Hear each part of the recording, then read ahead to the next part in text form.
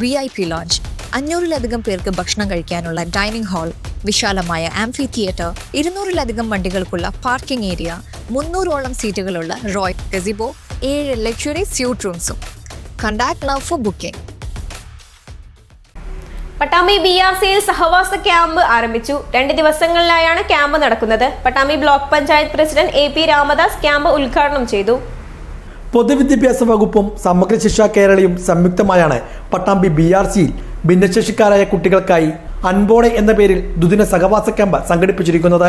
ചൊവ്വാഴ്ച രാവിലെ Pattambi block panchayat president AP Ramadas ക്യാമ്പിന്റെ ഔപചാരികമായ ഉദ്ഘാടനം നിർവഹിച്ചു. ജീവികൾക്ക് മൃഗങ്ങൾക്കൊക്കെ എന്താ ജീവിക്കണം, ഭക്ഷണം കഴിക്കണം.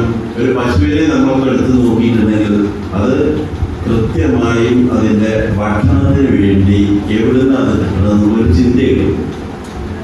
അപ്പൊ മൃഗങ്ങളിൽ നിന്ന് നമ്മൾ മനുഷ്യനെ വ്യത്യസ്തമാക്കുന്ന ഇത്തരം വികാരങ്ങൾ, അതിൻ്റെ പേര് തന്നെ വളരെ അർത്ഥവത്താണ്. അപ്പൊ മനുഷ്യനെ സ്നേഹിക്കുകയും അവനെ ആരാണ് എങ്ങനെ അവനെ ചേർത്ത് നിർത്താനുള്ള ഒരു പ്രത്യേക മനസ്സ് നമുക്കൊക്കെ ഉണ്ടാവാനുള്ള അത്തരത്തിലുള്ള ചർച്ചകൾ നടത്താനാണ് ഭിന്നശേഷി എന്ന് പറയുന്ന ഒരു അവസ്ഥ നമുക്കൊക്കെ തന്നത് നമ്മള് കുറ്റല്ല.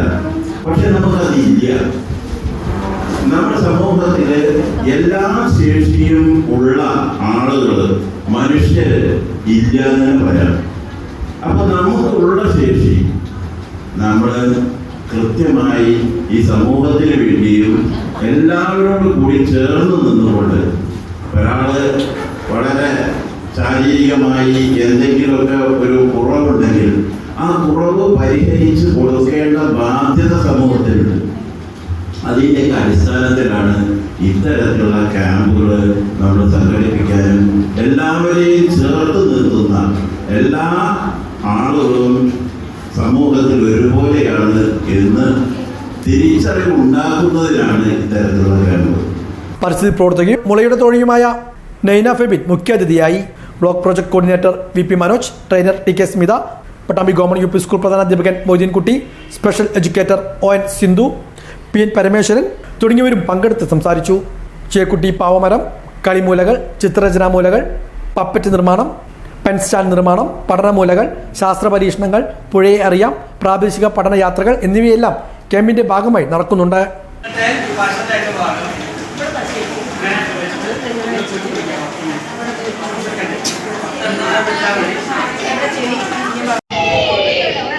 ഇതിനെ കിട്ടി എന്റെ ചൂണ്ടിലൊന്നും